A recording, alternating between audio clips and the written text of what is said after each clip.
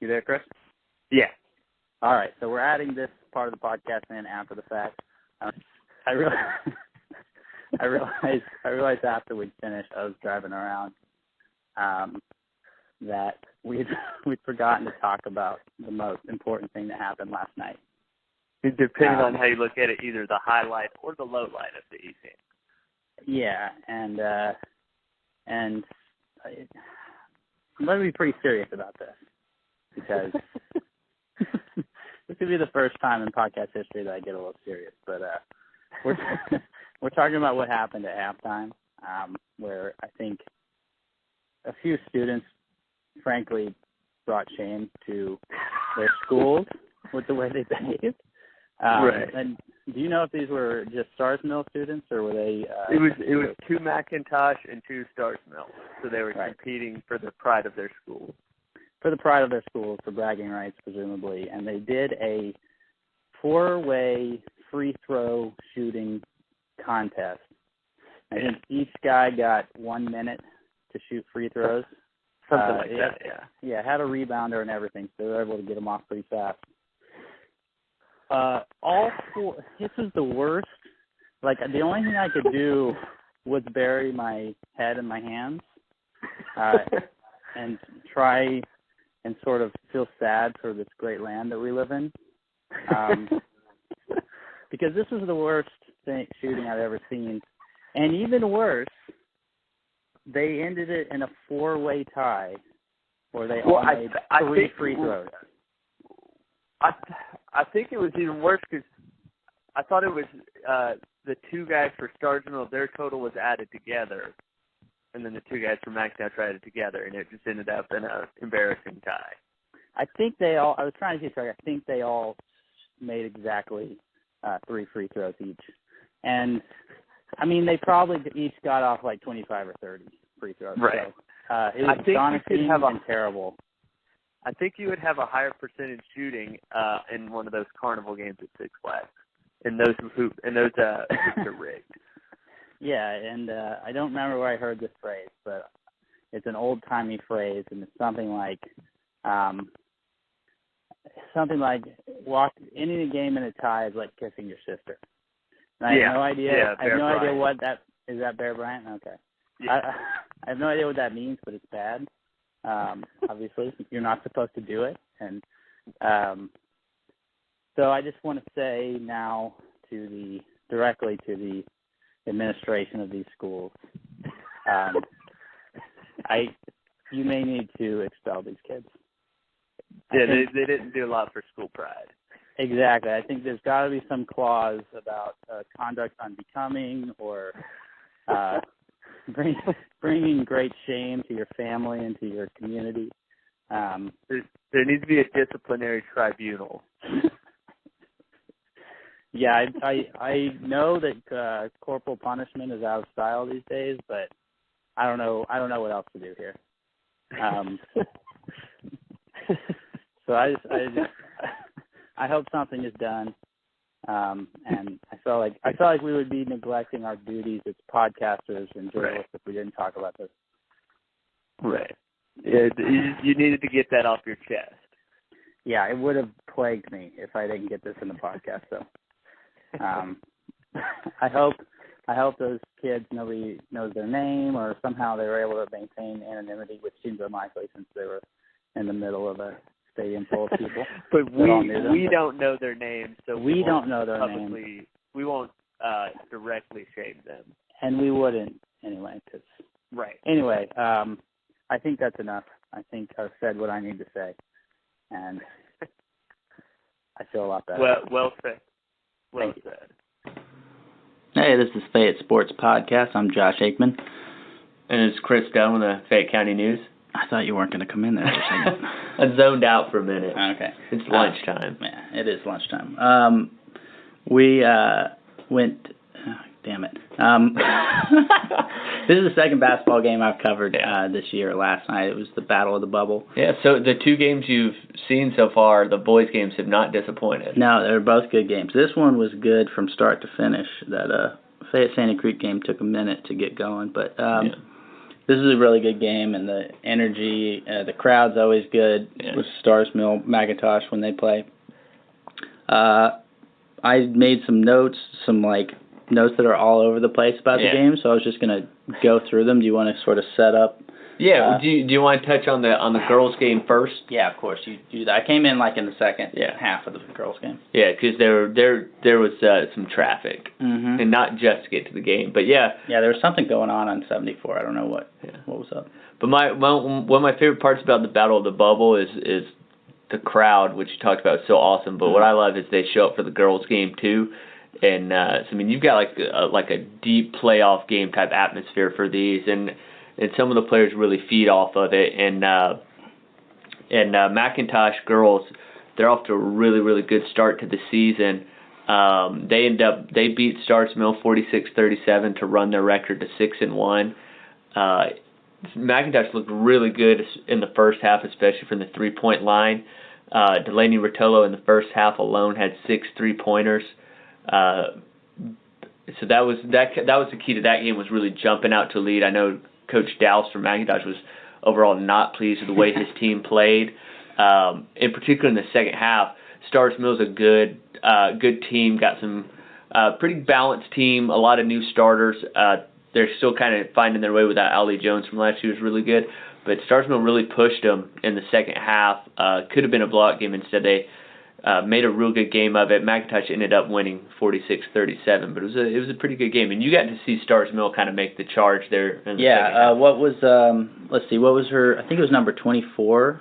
No, I'm looking at the guys. Think about probably number 12. No, I think I'm thinking of Kelly Kazusko. Oh yeah, the girl in the paint. Yeah, tall number 22. No, I'm talking about, there was like a point guard. Yeah, number 12. No, okay. All right. She made some big buckets.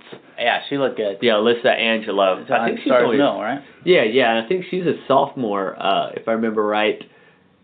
She's also real good. She's a sophomore, real good softball player too. Yeah, she had, I don't know how many steals in the second half, and could get to the hoop pretty well. I'm pretty sure she's the one you're thinking about. Yeah, she really sparked them in the second half. Yeah, I missed all the threes in the first half. The barrage.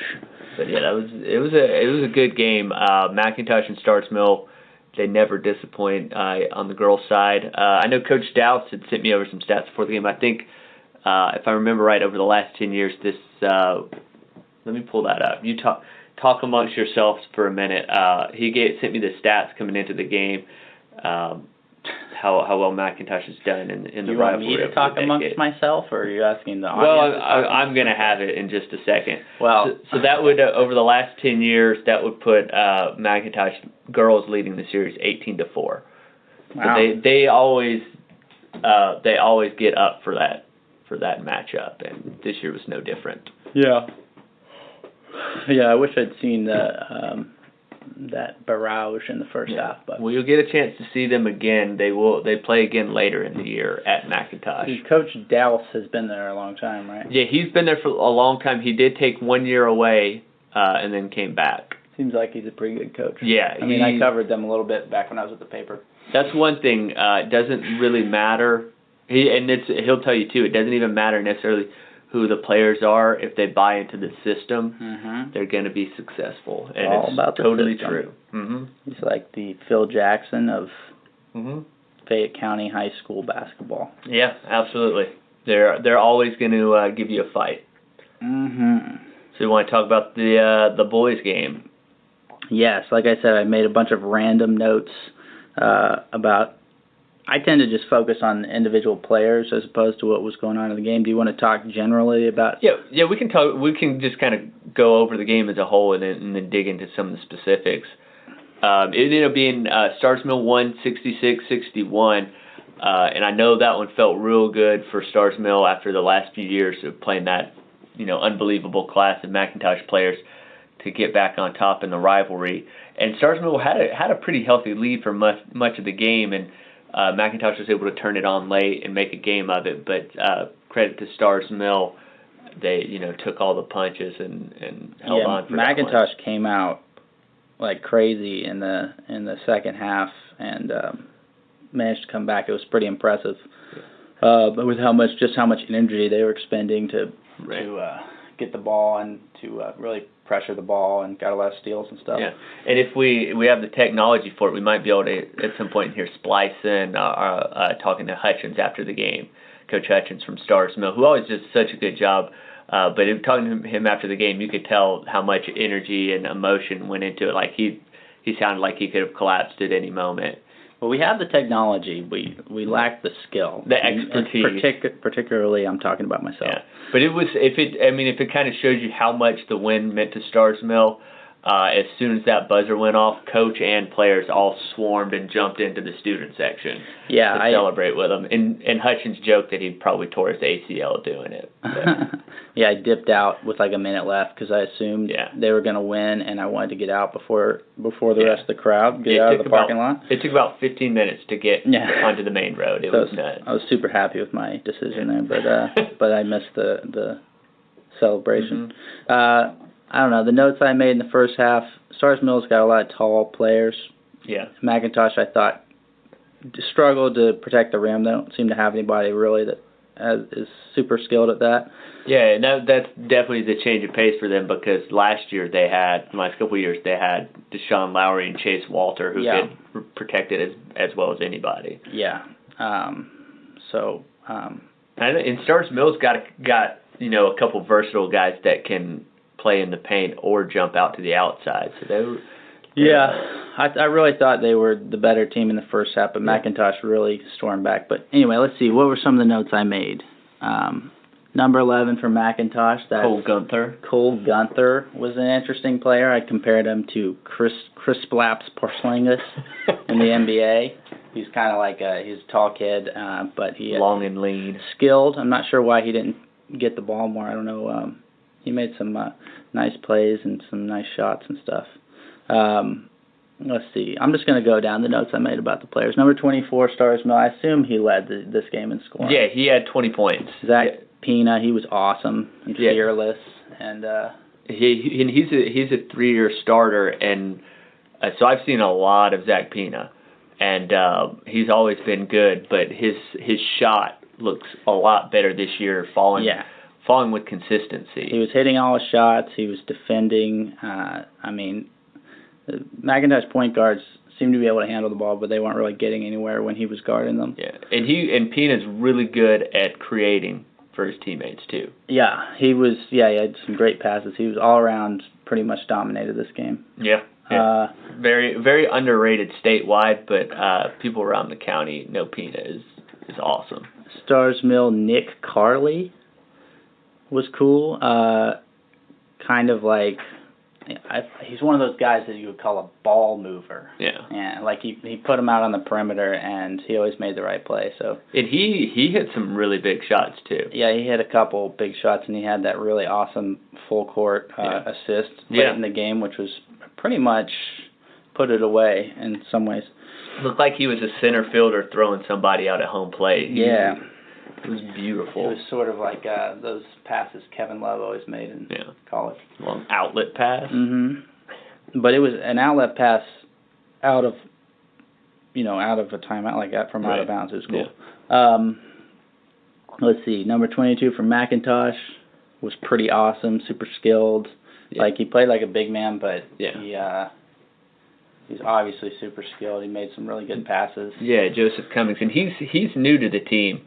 I don't know if he moved in or what, but I don't remember him on the team last year. But he's good, especially as they get used to each other, because it's a pretty new team to each other. But I like Cummings. I feel like if he would lose like 12 pounds, he would be killing it even more. Yeah. Like he straight up stripped Zach Pina, just took the ball away from him, which is pretty impressive for a big guy, and he went the other way and then missed the layup because he couldn't jump enough because I think he's a little too heavy. That's just my opinion. I don't want to criticize guys. So he was really good. He's a banger in the post. He is a banger. He had got the rebounds. He knows how to like make a play. And he's something that you see a lot of high school post players don't do particularly well. He gets the rebound and he goes up and makes the bucket. Yeah. And gets the foul. Yeah, he was good. So Stars Mill finished the first half up 11, which I thought felt about right. Right. But then McIntosh came out fierce in the third quarter. And feverish pace. They were pressing the ball really hard, and Stars Mill actually kind of struggled with that. And they got it to 5 by the end of the third quarter, and I was kind of wondering if they could possibly keep up that energy level. And I mean, they kind of did, but Stars Mill kept that lead. Right. And I know it was the way they charged back. I remember Bruce Carpenter had some buckets, number 1 for McIntosh, and then there was a guy, as we even joked then, it's the kind of play you don't see show up in the stats sheet, but Ben Bryant drew a couple charges that were real big in the rally. Yeah, there were. Yeah, that's true. Real scrappy. Yeah, and that was, you're talking about tall number 13. He drew a couple charges. Ben Bryant, Yeah. There's another guy from McIntosh we liked. Looks like he's a sophomore, Andrew Pinkney, number 34, who hit a 3-pointer that was like the highest arc we've ever seen, and it was just beautiful. It was in the air for like 5 seconds, and it was gorgeous. Yeah, he hit some good shots. And he's young, he looks like he'll be good.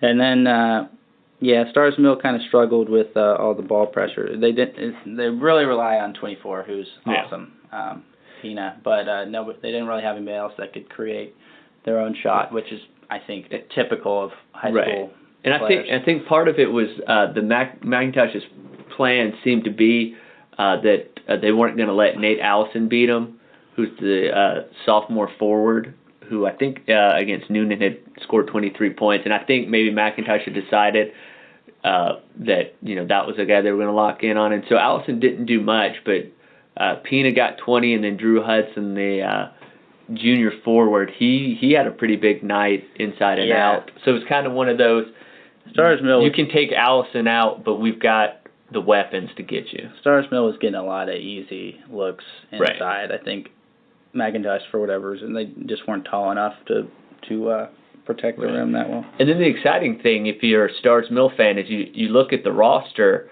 and really most of their biggest contributors are juniors, or in the case of Allison, only a sophomore. Mm-hmm. So this could be the start of a pretty good run for Stars Mill. Yeah, they're always overachievers with Coach Brandon Hutchins, who does a really good job, but they've got an exciting team. I definitely think they're probably a playoff caliber team if they stay healthy. I liked this game too because the refs mostly let them play. Right. Like it was.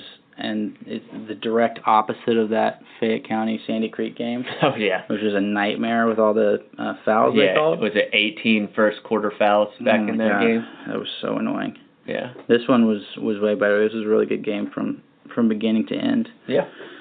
So I enjoyed it a lot. Yeah, and we'll be back at it. I'll be back at it Friday night for Whitewater Stars Mill. That'll be my second chance to see both of those teams this year, so that's gonna be fun. I won't be there in person Saturday night, but Fayette's gonna play McIntosh, and that should be another good one too. So it's gonna be a good weekend of basketball. Cool. I think Friday night I'm going to the aquarium. They have like a drinks and fish or something thing. I hear there's a porpoise that's got pretty good handles. That's a really stupid thing to say, but I liked it. It made me laugh. Yes.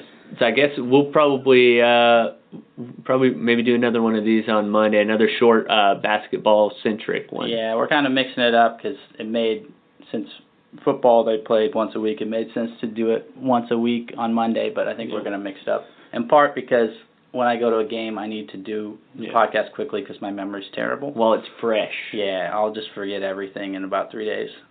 That's why I made notes. I was like, I should probably prepare for this podcast so that I am not dragging us down. Is there anything else? You mentioned the game's coming up, so is there anything else to? No, I think that's it. And then I guess really this weekend is pretty big, and then we might take a break over the holidays because teams will be going to holiday tournaments, and I'll be keeping up with them, but there may not be as much to talk about over the next couple weeks. But we will at some point in there meet to talk about our all-county football team, which we're in the process of working on now, just waiting on a couple more nominations. That's exciting. Fun times. That's exciting. Okay, I guess that's it. I'm Josh Aikman. And I'm Chris Dunn. Follow me on Twitter at Fayette Sports. Yeah.